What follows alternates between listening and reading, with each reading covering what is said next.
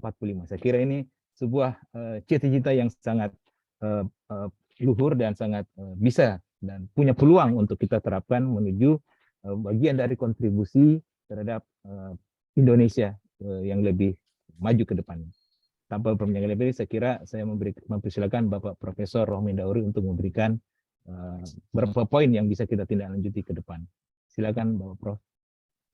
Terima kasih Mas Irwan. Bismillahirrahmanirrahim. Assalamualaikum warahmatullahi wabarakatuh.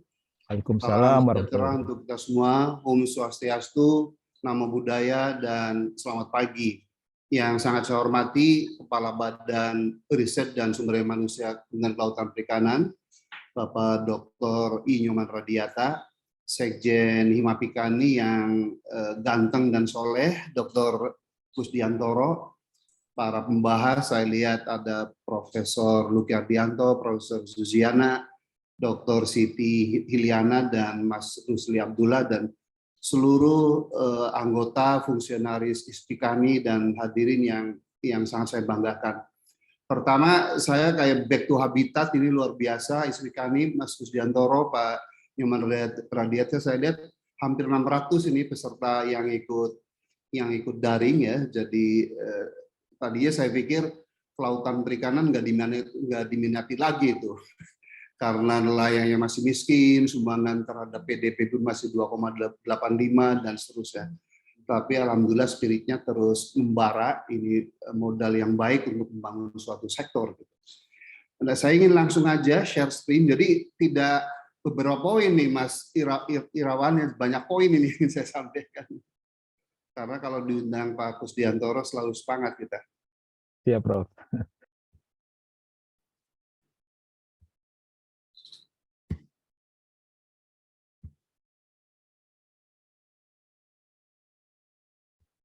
Baik, jadi saya kira dan saya yakin bahwa seluruh pengurus dan anggota Ispikani dan juga seluruh hadirin yang hadir pada seminar kali ini menginginkan sektor kita itu sektor yang bukan beban ya, tapi sektor yang berperan dan yang berkontribusi untuk mewujudkan cita-cita kita bersama yang Indonesia Emas pada tahun 2045.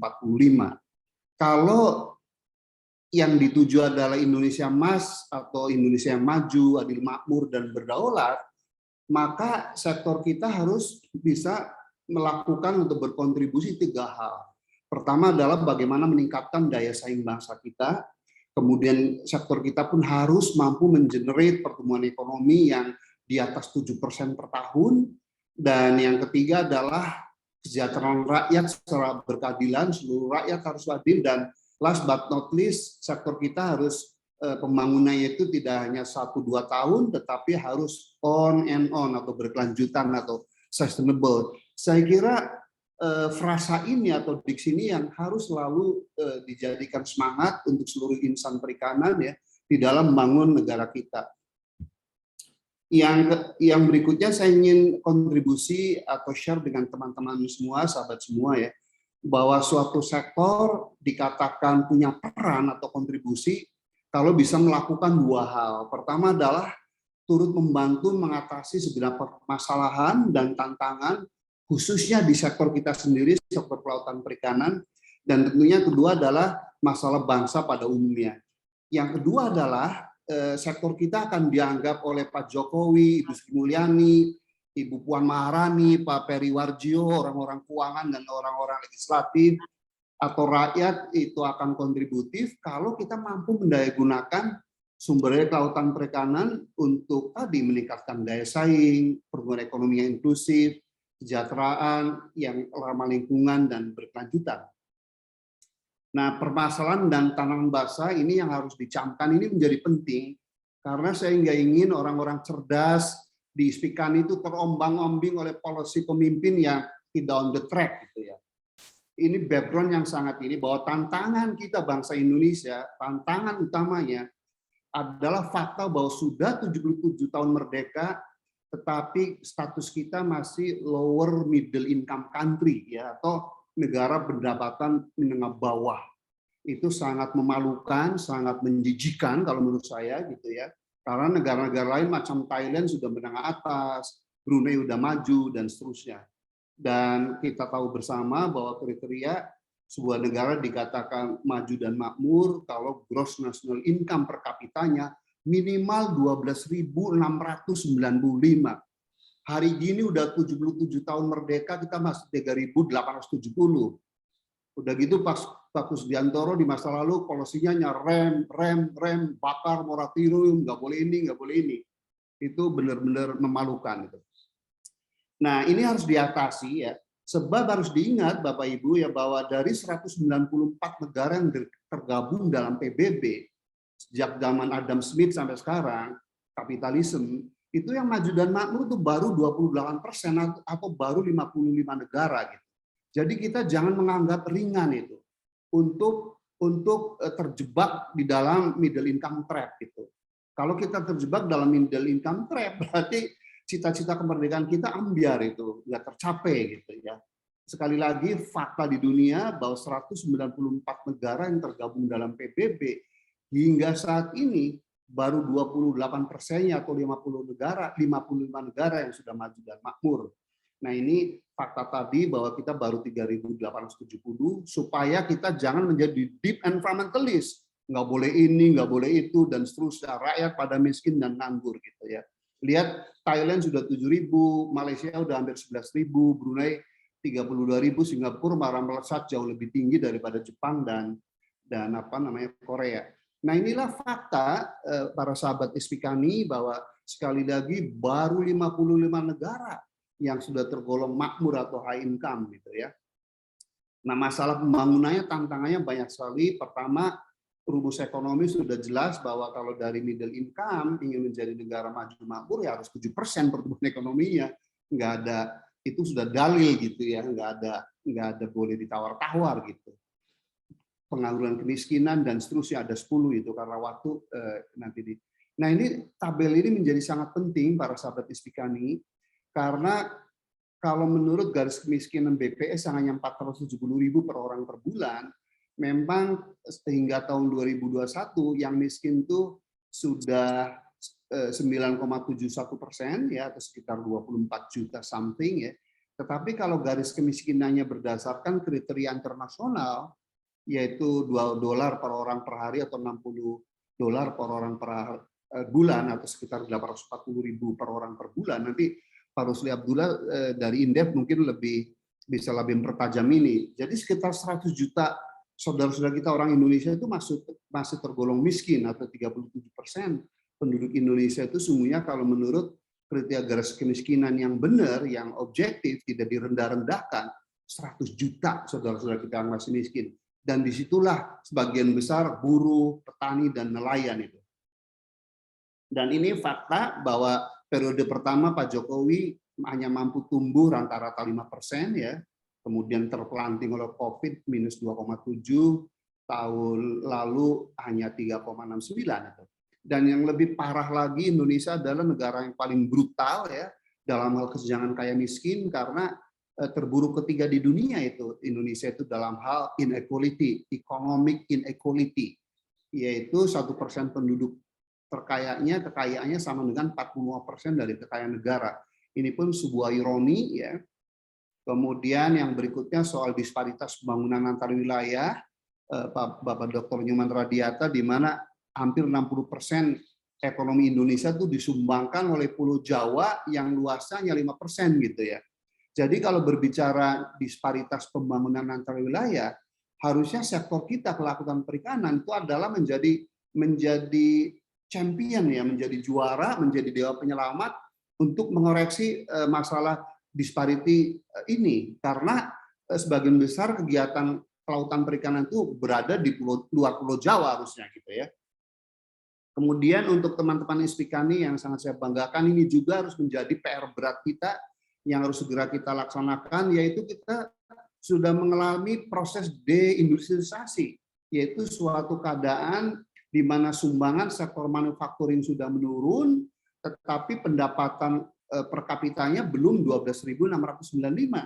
Saya paparkan tadi pendapatan kita baru 3.870 US dollar, sumbangan sektor manufakturing sektor manufakturnya sudah menurun. Tahun 96 sudah mencapai 29%, sekarang hanya 19,9%. Ini juga kalau untuk orang Indonesia yang cerdas dan baik hati, ini harusnya nggak bisa tidur nih, terutama orang-orang elit pemerintahan dan elit politik gitu ya. Karena kalau udah deindustrialisasi gini, kalau nggak segera bangkit, ya kita bisa terjebak di middle income trap. Karena itu Pak Dr. Luki, Pak Nyoman ya, Profesor Suyana, saya termasuk orang Indonesia yang terkoyak-koyak ya. Kalau kawasan industri perikanan di 5 tahun kemarin itu dihancurkan itu karena nggak ada bahan baku di Bitung, di Benoa, di Muara Baru, di Benjina, di Tual, di Ambon, semua pada gulung tikar. Kemudian fakta lain juga bahwa kita sungguh serius ya, anak-anak kita mengalami stunting yang parah 30%, padahal harusnya tidak boleh lebih besar dari 20%. Kemudian resultante dari semua masalah tadi adalah tercermin pada indeks pembangunan manusia kita yang hanya mencapai 0,7. Padahal syarat menjadi negara maju itu IPM-nya harusnya lebih besar dari 0,8 gitu ya. Kita baru 0,7. Nah, saya kira bab ketiga mengenai domain atau ruang lingkup, potensi dan tingkat memanfaatkan ekonomi kelautan perikanan kita udah tahu semua karena ini orang Spikani ya.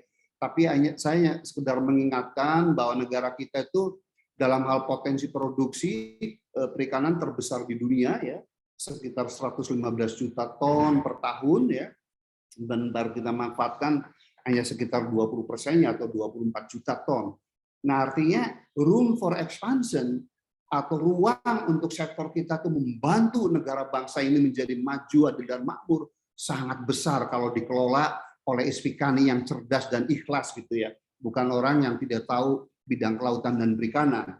Ini sebagai sistematika saja bahwa ekosistem perairan itu punya fungsi untuk menyediakan sumber alam terbarukan dan tidak terbarukan, dan jangan lupa juga terutama untuk para alumni SPL ya, bahwa aquatic ecosystem including marine ecosystem juga menyediakan yang namanya environmental services atau jasa-jasa lingkungan gitu ya. Nah, dalam hal pemanfaatan, Bapak Dr. Nyoman Radiata, kita masih 95% itu pengolahannya itu dalam bentuk industri pengolahan perikanan. Tetapi dalam hal industri bioteknologi, mungkin kita baru memanfaatkan 5%-nya itu, bangsa kita itu ya. Kemudian ini nilai yang selalu saya sosialisasikan, saya gaungkan ya, bahwa hampir 1,5 triliun dolar per tahun nilai ekonomi kelautan baru kita manfaatkan sekitar 20%, dan harusnya kalau kita manage dengan baik bisa kita ciptakan lapangan kerja sekitar 45 juta orang gitu. Dan inilah gambaran apa namanya kasar dari potensi produksi perikanan tangkap dan perikanan budidaya kita beserta produksi atau tingkat pemanfaatannya. Jadi kalau kita lihat memang room for expansion itu lebih banyak bisa ditawarkan oleh perikanan budidaya. Nah, karena waktu, soal potensi dan apa namanya pemanfaatan ini saya lanjutkan saja, ini datanya nanti bisa dibaca, tapi secara keseluruhan di bidang perikanan tangkap kalau menurut datanya benar ini Pak Profesor Luki ya, kita tahun 2020 itu baru memanfaatkan sekitar 53% ya. Kalau kita sepakat dengan rumus FAO bahwa sustainable harvest atau catch of capture fisheries itu 80% dari MSY, artinya kita masih ada room ya secara agregat nasional untuk meningkatkan produksi perikanan tangkap dari laut itu sekitar 27% lagi itu untuk menjadi 80% ya. Jadi Pak Dr. Nyoman jangan dibatasi 50% dari MSY, seluruh dunia itu FAO aja menggariskan bahwa sustainable harvest untuk marine capture fisheries itu 80%. Nah, ini orang Indonesia yang masih banyak miskin, nganggur gitu ya, malah apa namanya membatasi 50% saja, itu mubazir, itu berarti tidak mensyukuri nikmat Tuhan itu. Nah, ini prestasi-prestasi kita juara 2 di perikanan tangkap. Mohon maaf karena waktu ya, saya skip saja. Kita pun punya potensi, mungkin banyak orang lupa bahwa ternyata kita dalam hal produksi perikanan tangkap di perairan tawar, entah itu danau, waduk, dan rawa, itu punya 3 juta ton per tahun, Pak Dr. Nyoman Radiata. Jadi cukup besar ya, cuman kadang-kadang kita ignorance ya, seolah-olah taken for granted yang namanya ikan gabus, ikan belida, ya, ikan patin, ikan baung ya, dan seterusnya. Tapi masih ada room untuk memanfaatkan yang paling besar memang di perikanan budidaya, potensinya lagi-lagi karena waktu saya skip saja soal potensi ini, cuman mungkin teman-teman bisa melihat tabel ini ya, bahwa dari sekitar 14 juta ton yang kita produksi dari perikanan budidaya tahun 2020, hampir 10 juta itu berupa rumput laut ya. Jadi yang namanya finfish, kemudian crustacean dan molluska itu hanya sekitar 4,5 juta ton ya. Jadi artinya masih kecil sekali dibandingkan dengan China yang udah 50 juta ton gitu ya. Industri pengolahan juga tidak perform quite well karena apa? Karena 98,8% itu berupa unit pengolahan ikan ya, yang mikro kecil gitu, yang ecek-ecek gitu ya, yang produknya itu kurang berdaya saing gitu ya. Dan inilah volume produk olahan hasil perikanan Indonesia, tingkat konsumsi ikan kita alhamdulillah keep increasing ya. Sehingga pemasaran dalam negeri harusnya tidak susah, tetapi kalau berbicara ekspor tahun 2020 kita hanya mampu meraup devisa dari perikanan itu 5,2 miliar US dollar, dan dari situ hampir 40% atau 39% berasal dari udang, dan udang itu 82% dari budidaya. Hanya 15% Pak Kusdiantoro itu dari tangkap. Jadi saya cuma mendapat kesan gitu ya, ISPI kami itu seolah-olah ngurus tuh hanya perikanan tangkap saja. Itu berarti sunset itu ya, berpikir apa namanya, suatu economic space ya yang sudah limited ya, karena tadi udah 57% gitu ya. Nah, jadi ini performance ekspor kita hanya di ranking ke-8 ya, padahal kita negara bahari terbesar.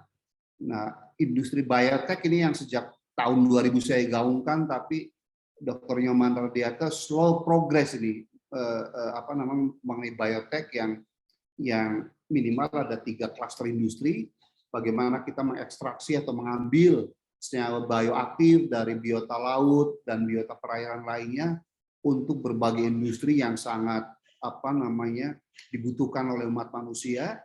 Yang berikutnya adalah mengenai genetic engineering untuk menghasilkan induk dan benih yang unggul, kemudian rekayasa genetik untuk menghasilkan mikroba atau bakteri yang bisa chewing ya, atau melumat bahan-bahan pencemar di perairan kita, dan last but not least bagaimana kita menggunakan bioteknologi untuk conservation gitu ya.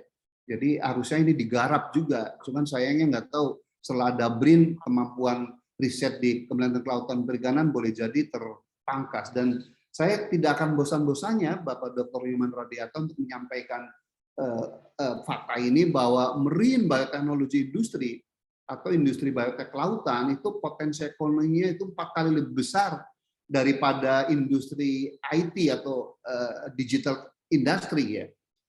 Padahal kita tahu bahwa basis dari industri bioteknologi kan adalah biodiversity, dan Indonesia negara dengan biodiversity terbesar di dunia. Jadi harusnya kitalah raja dan penikmat gitu ya daripada ekonomi industri bioteknologi kelautan gitu ya. Cuman malangnya fakta ini gitu ya, bahwa sampai sekarang mungkin kita baru memanfaatkan kurang dari 10% dari potensi industri biotek kelautan gitu.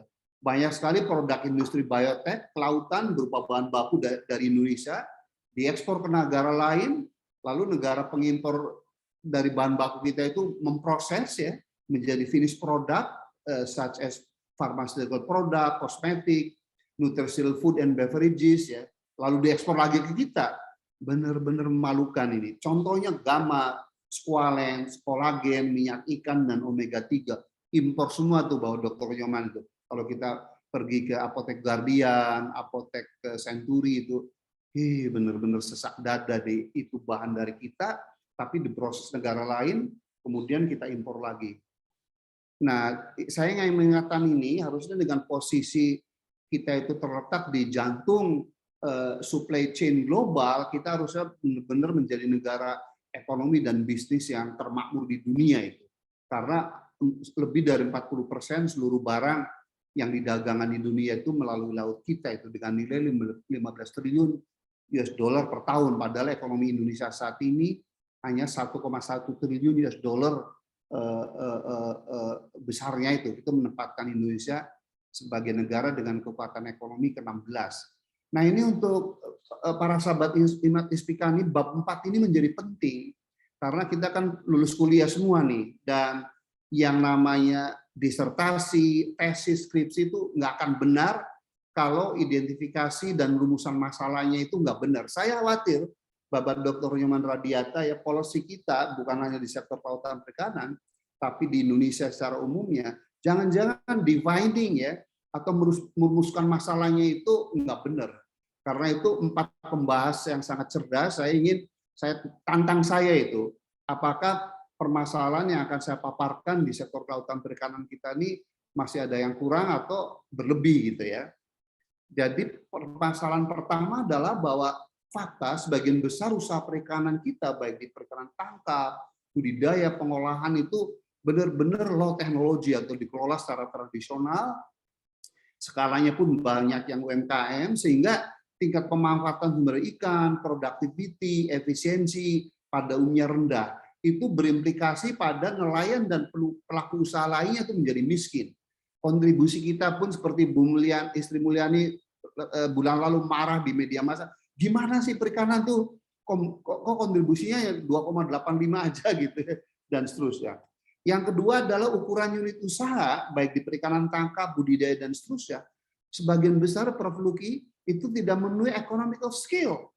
Jadi ini dalil ekonomi kalau suatu usaha yang besaran usahanya itu tidak memenuhi economic of scale, ya melarat pelaku usahanya atau income-nya lebih kecil dari 4,5 juta per orang per bulan atau $300 per orang per bulan.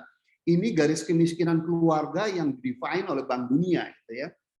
Ini fakta bahwa dari sekitar berapa nih 427 ribuan kapal ikan yang kita miliki, ada 936 ribu. Dr. Nyoman Radiata, ternyata kita punya kapal ikan, dan ternyata yang tergolong modern atau besarnya itu di atas 30 gross ton hanya 1,36% itu, atau sekitar 3.600-an itu. Dr. Nyoman Radiata, itulah pada hemat hijau saya yang 70% lebih sebagai penyebab adanya illegal fishing oleh nelayan asing. Karena kapal-kapal nelayan kita kecil-kecil tidak mampu menangkap ikan di Laut Natuna, zona ekonomi eksklusif, Laut Sulawesi, Arafura, dan seterusnya. Nelayan asing bersekongkol dengan oknum aparat kita, ya udah menjarah ini kita. Jadi Ispikani kalau mau memberantas IUU fishing secara tuntas, harusnya perbanyak itu nelayan modern, kapal besar yang bisa memanfaatkan sumber daya ikan di laut-laut yang selama ini dicuri oleh asing gitu. Fakta ditambah pun demikian juga, Dr. Loki Agranto, ternyata yang modern atau intensif itu hanya sekitar 5% ya, 87% lebih berupa tambak tradisional ya, mengandalkan pakan alami ya, kemudian tidak ada kincir air tambak dan seterusnya. Tadi soal industri pengolahan pun benar-benar sebagian besar mikro kecil ya. Dan ini yang saya sebutkan bahwa sejauh ini sumbangan sektor perikanan kelautan itu hanya 2,8%, Dr. Nyoman Radiata. Tapi saya jadi teringat ketika tahun 2003 saya diberi amanah jadi menteri, itu saya menginstruksikan staf ahli saya yang namanya Dr. Gelwin Yusuf itu untuk membuat penelitian pengkajian ya, karena saya melihat data bahwa sumbangan sektor perikanan terhadap PDB itu Dr. Nyoman Radiata dan Dr. Kusdiantoro hanya dihitung raw materials. Begitu ikan sudah jadi dan bandeng presto aja, apalagi sudah jadi ikan kaleng, itu masuknya bukan statistik perikanan lagi, Dr. Kusdiantoro, tapi sudah masuk sektor industri pengolahan. Nah, oleh karena itu, himbauan saya coba dilakukan studi lagi, paling 100-200 juta juga bisa itu, untuk menghitung kontribusi sektor kelautan perikanan terhadap PDB nasional, bukan hanya raw materials, tetapi juga produk olahannya. Saya yakin itu bisa 9 atau 10% tuh sumbangan kita terhadap PDB, supaya kita tidak dimarahin oleh Menteri Keuangan terus dan Ketua Banggar atau Badan Anggaran DPR Bapak Said Abdullah seolah-olah kontribusi kita itu kecil gitu ya. inilah performance dari pendapatan nelayan dan pembudidaya ikan masih rendah gitu ya, banyak yang miskin. Kemudian masalah ketiga di bidang di sektor budidaya juga kebanyakan pembudidaya kita dia melakukan atau menggunakan best aquaculture practices. Teman-teman Ispikani, apa yang dimaksud best aquaculture practices itu ada di catatan bawah saya, itu ada 7 hal, mulai induk dan benih unggul sampai dengan biosecurity. Kemudian masalah pakan budidaya pun menjadi rumit, Dr. Nyoman Radiata ya, karena harganya terus meningkat, ketersediaan pakan yang berkualitas pun menurun ya, padahal kita tahu 60% biaya produksi itu untuk pakan ikan ya. Kemudian pasokan induk dan benih yang berkualitas seperti SPF atau spesifik patogen free atau bebas penyakit, SPR spesifik patogen resisten atau tanpa penyakit, dan yang fast growing pun terbatas ya. Padahal menurut FAO bahwa keberhasilan budidaya itu 60% ditentukan oleh benih gitu ya. Masalah berikutnya adalah soal apa namanya mismatch ya antara industri pengolahan dengan supplier yang nelayan dan pembudidaya. Setiap kali nelayan, para industriawan, para pabrik pengolahan ikan itu mengalami kekurangan bahan baku ya. Jadi memang antara sentra produksi komoditas perikanan yaitu pembudidaya itu sama dengan industri pengolahannya gitu. Nah ini harus dipecahkan oleh Ispikani ya. Kemudian inovasi produk olahan kita kasih terlalu bandingkan dengan negara sehari-hari ya, bahwa sebagian besar usaha perikanan kita itu ya hanya terpilah-pilah, kita terkonsentrasi di subsistem produksi tapi lupa di subsistem sarana produksi dan pengolahan gitu ya. Kemudian ini himbauan untuk Ispikani, Bapak Kusdiantoro ya, bahwa kita tuh baru bergutar di perikanan tangkap dan di perikanan budidaya, tapi yang biotek perairan, sumber daya, jasa-jasa lingkungan belum kita sentuh gitu ya. Kemudian masalah ke-11 adalah soal kalau nelayan nganggur ya, itu nggak ada mata pencarian alternatif sehingga mereka utang sama rentenir, bunganya tinggi sekali, bisa 5-10% per bulan, Ibu Susiana itu ya. Jadi nelayan itu terjerat rentenir itu. Waktu musim peak season ada ikan, ada sisa hasil usaha harus yang ditabung itu untuk bayar rentenir. Nah, Ispikani harus menolong nelayan itu.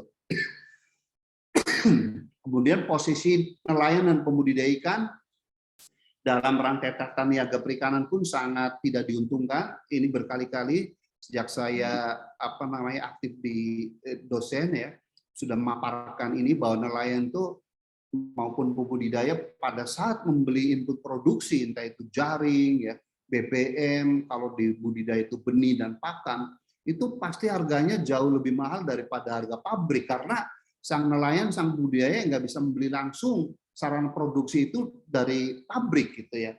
Sebaliknya ketika nelayan atau pembudidaya itu menjual hasil tangkap atau hasil budidayanya itu mendapatkan harga yang paling rendah, karena dia nggak bisa menjual langsung ke konsumen atau pasar terakhir, tapi harus melalui PP. PP itu pedagang perantara atau middleman gitu ya. Itu harus kita tolong Pak Sudiantoro, berita nelayan jangan Ispikani seperti selama ini hanya elitis, hanya kerjanya seminar, diskusi ya, tapi tidak pernah terjun ke rakyat, ke nelayan ya. Pemukiman nelayan kayak di kampung kami Gebang tuh kotor juga ya. Jadi banyak sakit, ispa kulit ya. Sehingga spending keluarga banyak karena kita sering ke dokter atau puskesmas gitu ya. Asupan gizi terlalu banyak ikan tapi sayur dan buah kurang ya. Ayah saya dan ibu saya ya semua ajal memang karena Allah, tetapi asbabnya atau penyebabnya ibu saya kena stroke, bapak saya ibu saya kena jantung, bapak saya kena stroke gitu ya. Jadi kan mungkin soal gizi juga harus diperhatikan nih Pak Sekjen Imam Pikani gitu ya. Kemudian masalah berikutnya adalah soal perilaku lebih besar pasar daripada tiang. Dari Ibu Iliana saya kira di NTB pun begitu. Ini yang harus Ispikani tolong tuh, bagaimana program penyuluhan ya supaya nelayan tuh meniru petani lah, jangan lebih besar pasar daripada tiang gitu ya. Masalah overfishing, kemudian pencemaran, kecelakaan perampokan di laut juga membuat cost nelayan tinggi ya, dan masalah global climate change ya, dan kerusakan lingkungan atau bencana alam lain juga membebani. Ini sangat memalukan. Indonesia tuh pembuang plastik terbesar kedua di dunia ke laut gitu ya, nomor satunya memang Cina gitu ya. Kemudian masalah lainnya soal, nah ini juga kenapa sejak zaman dulu saya mahasiswa, dosen tuh sering ke DPR segala macam ya, supaya yang namanya akses nelayan, pembudidaya ikan terhadap aset ekonomi produktif, terutama permodalan dan seterusnya itu harus mudah dan murah gitu ya, begitu. Dan masalah kebijakan politik ekonomi, kita sekarang tidak lagi Menteri Kelautan Perikanan sebagai anggota BKTRN atau Badan Koordinasi Tata Ruang Nasional gitu. Zaman saya dulu kita duduk di situ, jadi kita bisa memperjuangkan lokasi di wilayah pesisir itu tambak, jangan diubah-ubah dan seterusnya. Sekarang kita sudah terpental gitu ya. Nah sekarang ini fakta, ini harusnya Ibu Iliane sebagai Ketua Himpunan Sosial Ekonomi Perikanan harus berjuang keras nih Bu nih. Bunga kita terlalu tinggi dibandingkan dengan negara-negara tetangga dan pesaing perikanan kita ya. Lalu perbankan pun masih pelit, hanya 0,4% dari seluruh kredit perbankan nasional yang dicurahkan untuk ekonomi Indonesia. Sektor kita kelautan perikanan, Ibu Iliane hanya mendapatkan 0,41% gitu ya. Yang paling dapat kucuran kredit itu di sektor perdagangan gitu ya. Nah sekarang solusi ini bab terakhir Pak Kusdiantoro dan Mas Irwan ya. Jadi sekali lagi terutama ini Prof. Luki ya, jangan sampai goyah kalau ada yang deep environmentalist harus kita lawan ya, karena memang ini rumus ekonomi. Kalau kita ingin keluar dari middle income trap, kita harus tumbuh di atas 7%, kemudian investasi plus ekspor harus lebih besar daripada konsumsi dan impor, kemudian pembangunannya harus adil, profit Gini-nya harus di bawah 0,3, dan pelaksanaan pembangunannya harus ramah lingkungan dan sustainable gitu ya. Nah atas dasar itu maka harusnya kalau Ispikani mau menyusun buku Perikanan Emas 2045, tujuannya jangan hanya untuk meledakkan kapal dan konservasi ya, tetapi ada 7 ini, mulai meningkatkan kesejahteraan, meningkatkan daya saing dan seterusnya, ada 7 ya. Kemudian, nah ini Dr. Nyoman Radiata, Pak Kusdiantoro dan seluruh hadirin ya. Jadi kita harus broadening our horizon of thinking gitu ya. Bahwa yang dimaksud dengan ruang lingkup Ispikani atau kelautan perikanan bukan hanya perikanan tangkap, perikanan budidaya dan industri pengolahan, tetapi yang keempat ada industri biotek, ada jasa kelautan non konvensional, pemasaran dan seterusnya, ada 9 gitu. Nah, lalu saya usulkan Pak Kusdiantoro harusnya key performance indicator atau output utama ya dari pembangunan yang akan konsep pembangunan yang akan disusun oleh Ispikani itu ada 6, mulai dari peningkatan produktivitas dan produksi sehingga Indonesia one day menjadi negara produsen perikanan terbesar di dunia. Sejak 2009 kita hanya di ranking kedua ya, ranking pertamanya masih China, padahal potensi produksi perikanan kita lebih besar dari Cina ya. Yang kedua, kita harus memastikan bahwa nelayan, pembudidaya, dan stakeholder kelautan perikanan lainnya harus hidup sejahtera. Kemudian kontribusi sektor kita pun, Bapak Nyoman Radiata, jangan 2,85%, tapi harusnya 10% ya. Status gizi masyarakat harus baik, harus adil, koefisien Gini di bawah 0,3, ramah lingkungan, dan berkelanjutan. Maka Bapak Kusdiantoro kalau mau nyusun Indonesia Emas, kalau saran saya, harusnya ada 11 kebijakan dan program, mulai dari optimalisasi dan industrialisasi perikanan tangkap, kemudian revitalisasi atau intensifikasi, ekstensifikasi dan diversifikasi usaha perikanan budidaya, dan seterusnya, ada 11 itu ya. Nah kemudian saya memberi saran satu persatu Mas Irwan ya, bagaimana untuk perikanan budidaya. Jadi lagi-lagi outputnya mirip-mirip untuk kelautan perikanan yang secara umum diagram tadi di atas. Nah ini yang merah gitu ya. Nah kemudian kalau menurut saya Dr. Nyoman Radiata dan Pak Kusdiantoro ya, kebijakan program perikanan budidaya pada intinya itu dapat dikelompokkan menjadi 3, yaitu revitalisasi atau intensifikasi, bagaimana kita meningkatkan produktivitas, efisiensi, daya saing, dan sustainability dari seluruh unit usaha perikanan budidaya yang ada saat ini. Yang kedua adalah program untuk membuka usaha di perairan-perairan baru, baik di laut, di payo, maupun di perairan tawar.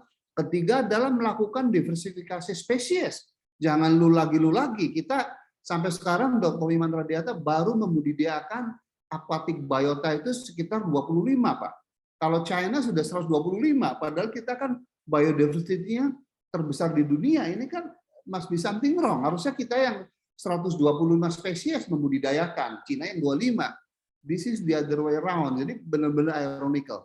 Nah, 3 program besar tadi, Bapak Sudantoro menurut saya harus mengimplementasikan 8 komponen, mulai harus memenuhi skala ekonomi, integrated supply chain management system, best aquaculture practices, harus benar-benar dikawal, pengembangan industri hilir, harus diingat bahwa intensitas pembangunan budidaya jangan sampai melebihi dari dukungan wilayah itu, entah itu di Cirebon, Jawa Barat, Indonesia gitu.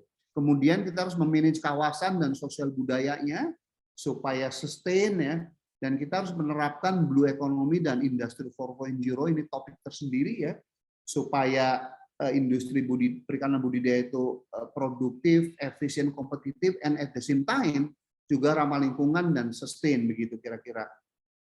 Nah, jadi ini saya selalu beri semangat Dr. Iman Radiata ya, bahwa benar-benar kita tuh kalau menjadi bangsa cerdas dan ikhlas, buka aja 3 tahun ke depan tuh tambak 500 juta hektar atau 500.000 hektar itu ya, sekitar 17%, kita insya Allah bisa menghasilkan 20 miliar kilo udang tuh. Kalau harganya $5 berarti 100 miliar, karena PDB kita itu tadi sekitar 1 triliun, maka harusnya dari udang saja, Pak Sudantoro, dari budidaya udang aja 10% itu sudah bisa kita sumbangan untuk PDB. Kalau kita bertahap membangunnya, misalnya 100.000 hektar per tahun, 2% itu. Jadi harusnya target dan janji kampanye Pak Jokowi untuk tumbuh 7%, di periode pertama 5%, tambah 1 udang aja udah 7% gitu. Lihat lapangan kerjanya bisa jutaan itu bisa kita create ya. Karena ini juga tabel yang memberi semangat kita. Bayangkan para sahabat Ispikani, ternyata Cina atau Tiongkok itu panjang garis pantainya hanya 14.500. Tapi tahun 2018 itu bisa memproduksi udang sekitar 2 juta ton. Kita hanya 900.000. Ini pun dikritik para pengusaha, enggak Pak Rohmin, enggak benar tuh hanya 500.000 kok gitu ya.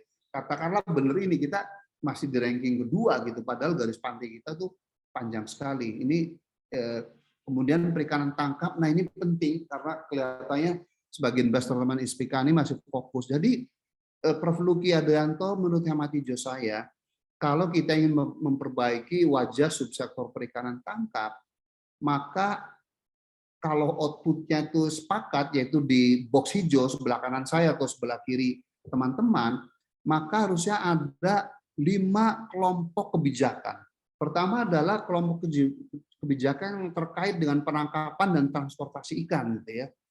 Itu harusnya minimal ada 1, 2, 3, 4, 5, 6. Pertama adalah pastikan bahwa tingkat penangkapan itu nggak boleh saja melebihi dari MSY, dan variabel kedua, Prof. Luki ya, harus kita pastikan bahwa income nelayan yang ABK atau buruh itu minimal $300 tuh per orang per bulan, itu yang namanya sejahtera. Dalam bahasa sekarang namanya penangkapan terukur gitu ya. Lalu kita harus menumpas IUU fishing dan destructive fishing.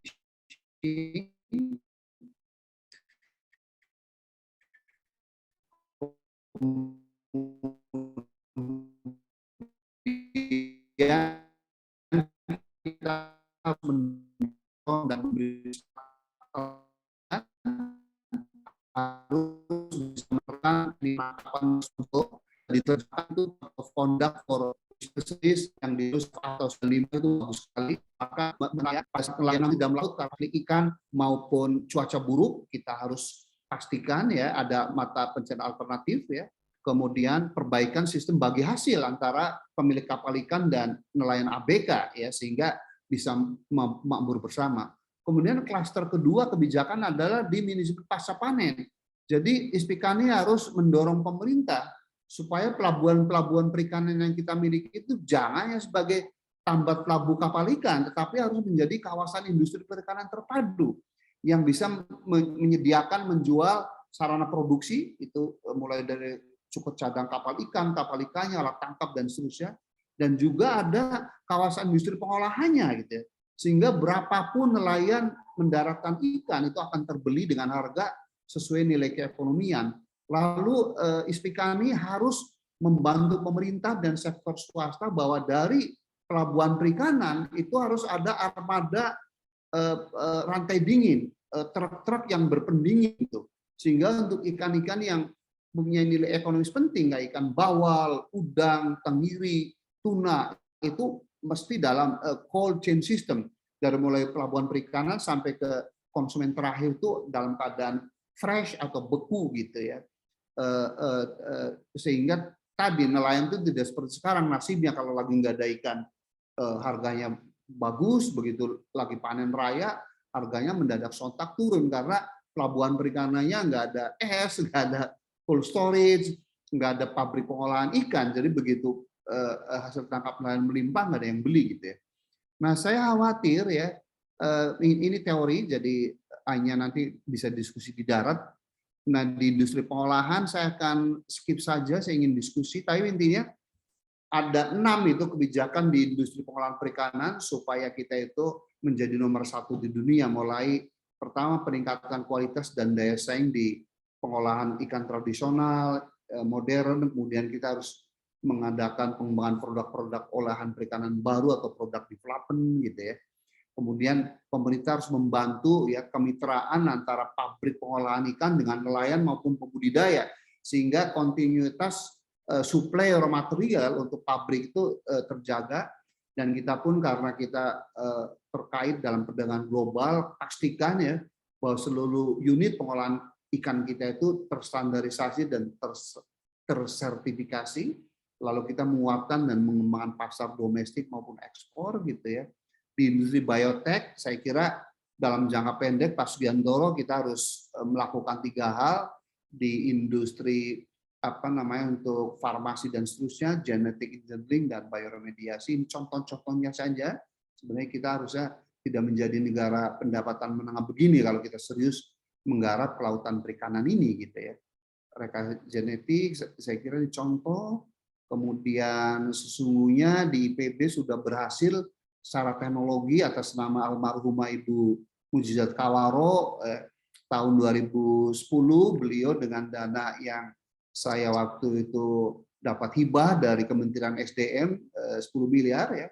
Ibu Mujizat sudah menemukan 13 spesies mikroalge ya yang mengandung hidrokarbon dari mulai 15% sampai 24%. Dan Ibu Izzat almarhum sudah menghasilkan minyak biofuel dari mikroalge. Cuman harganya, Bapak Dr. Nyoman Ardiata, masih mahal waktu itu 16.000 per liter. Harga solarnya 7.000. Kalau pemerintahnya itu cerdas, harusnya disubsidi dulu ini. Karena di seluruh dunia yang namanya produk baru itu biasanya lebih mahal dan ada kekurangan. Tetapi kalau ada yang beli, maka Ibu Dr. Izzat almarhum bisa ada keuntungannya diinvestasikan lagi, pasti akan makin efisien. Itulah kelemahan di kita gitu ya. Dan ini cita-cita Pak Jokowi dengan IPB, itu udah ada penandatanganan antara Prof. Ari Satria dan Bapak Presiden Jokowi bahwa IPB ditugaskan untuk mengembangkan blue energy. IPB punya target sekitar 2 juta hektar lahan ya, pesisir mau dibudidayakan untuk mikroalge ya, sehingga bisa menghasilkan 2 juta barel minyak per hari. Pak Sugiantoro, kebutuhan minyak kita saat ini tuh hanya 1,4 juta Pak barel per hari gitu ya. Dan kita hanya memproduksi dari minyak itu 800.000. Jadi kita setiap hari itu impor 0,6 juta barel minyak itu. Itulah yang 400 triliun itu dihamburkan. Jadi kalau ISPIKANI itu bergotong royong, bekerja cerdas dan keras untuk mengembangkan biofuel dari mikroalge aja, bukan kita menghamburkan 400 triliun per tahun, malah kita ekspor gitu. Kemudian ini saran terakhir Pak Kusdiantoro untuk Ispikani kita semua ya. Pertama adalah bahwa Ispikani harus bisa memberikan informasi ilmiah atau metode ilmiah kepada pemerintah, swasta, masyarakat ya. Informasi dan metode tadi sebagai dasar untuk planning and decision making proses ya dalam investasi maupun bisnis perikanan. Yang kedua, saya sepakat dengan Pak Kusdiantoro ya, bahwa sudah saatnya lah mudah-mudahan 3 bulan kita selesai menyusun konsep pembangunan kelautan perikanan ya yang bisa kita tawarkan kepada pemerintah. Kemudian Ispikani pun Pak Nyoman Rodiata harusnya bisa mengidentifikasi mana hasil-hasil riset dari anggota Ispikani yang sudah pada tahap prototype atau invention.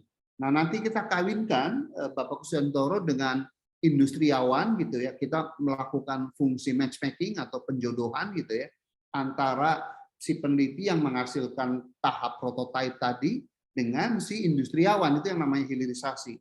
Yang keempat, menyampaikan saran dan kritik membangun kepada pemerintah, swasta maupun masyarakat tentang sektor kelautan perikanan. Yang kelima, mengembangkan kegiatan bakti sosial. Pak, ini yang mungkin kita kurang ya dibandingkan dengan ID maupun IC ya. Nelayan tenggelam, nelayan kelaparan, Ispikani diem saja. Mungkin ke depan harus ada aksi nyata juga ya untuk menunjukkan bahwa kita juga punya empati. Dan terakhir ya, ini hanya saran saja Pak Kusdiantoro, udah saatnya lah bahwa anggota Ispikani itu bukan hanya lulusan akwakultur dan teknik penangkapan saja, tapi teman-teman yang lulus dari Biotek Perairan pun dan ekonomi baru dalam domain kelautan perikanan yang saya paparkan harusnya sudah menjadi anggota Ispikani. Terima kasih. Assalamualaikum warahmatullahi wabarakatuh. Waalaikumsalam warahmatullahi wabarakatuh. Saya kira semua setuju bahwa ini sangat komprehensif dan selain ada peluang, tantangannya juga sangat besar. Identifikasi tadi yang kita sempat kita dengarkan dan kita lihat bersama, ternyata masih banyak yang harus kita benahi, masih banyak harus kita kita simplifikasi juga, termasuk untuk menuju pada perikanan emas di tahun 2045 nantinya. Tadi sangat komprehensif, mulai dari peran dan kontribusi di sektor KP, kemudian permasalahan tantangannya, domain, kemudian potensi tingkat pembuatannya seperti apa juga sudah digambarkan pula, kemudian permasalahan dan tantangan pembangunan KP itu sendiri. Nah, di sini juga tadi Prof sudah menyampaikan tantangan kepada para pembahas bagaimana mengidentifikasi permasalahan di sektor KP. Mungkin Pak Prof ini mau sharing apakah dari 22 poin permasalahan diangkat sama Prof tadi, apakah masih ada yang perlu kita benahi bersama. Ini tantangan diberikan kepada sebentar oleh pembahas kita, ada 4 pakar